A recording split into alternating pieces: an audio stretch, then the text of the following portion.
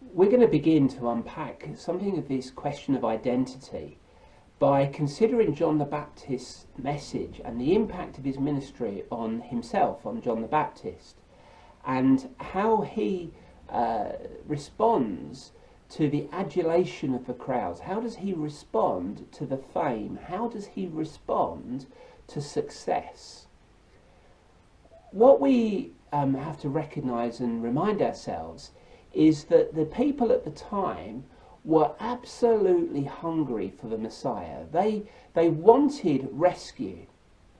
Their identity was wrapped up in looking for rescue, because they had suffered centuries and centuries of being a subject nation. They had lost their identity over the centuries. Way back in the time of Daniel, Daniel prophesied that there would be a series of nations, and we recognise that the Babylonians had carried the Israelites off into exile. The Assyrians had come along, they had taken over, and Daniel prophesied about this legacy that would see the Medes and the Persians come, would see the Greeks come, and would then see the Romans come. And when you look back at the history of Israel, they had lived for hundreds and hundreds of years as an oppressed nation state. Post-exile, they'd returned to the land, but they were still ruled by other nations.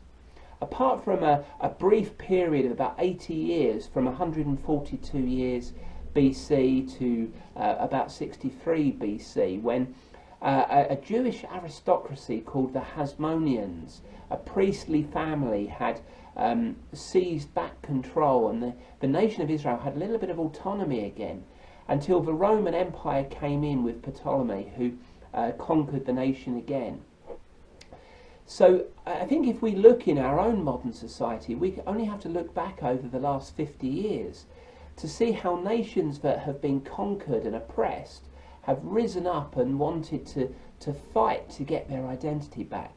There was a lot of that with the Second World War, with nations seeking their identity, and you can go back through history and see how that's impacted. Whether you look at the Bosnian, Croatian conflicts, or even right up to date with Afghanistan and the Taliban, nations that have lost their sense of personal identity are seeking to get that identity back. And the Israelites, we often give them a hard time for wanting to get that identity, and so they're wrapped up in that sense of the political history, wanting to rediscover their identity. And for them, they were looking for a Messiah who was going to come back and bring them back to their own identity. The nation of Israel, they were so hungry for this that when John the Baptist steps onto the scene and begins to preach this message with the power of God behind what he says, bringing the presence of God with a prophetic nature of God, the impact of that message is such that the people begin to say, "Who are you?"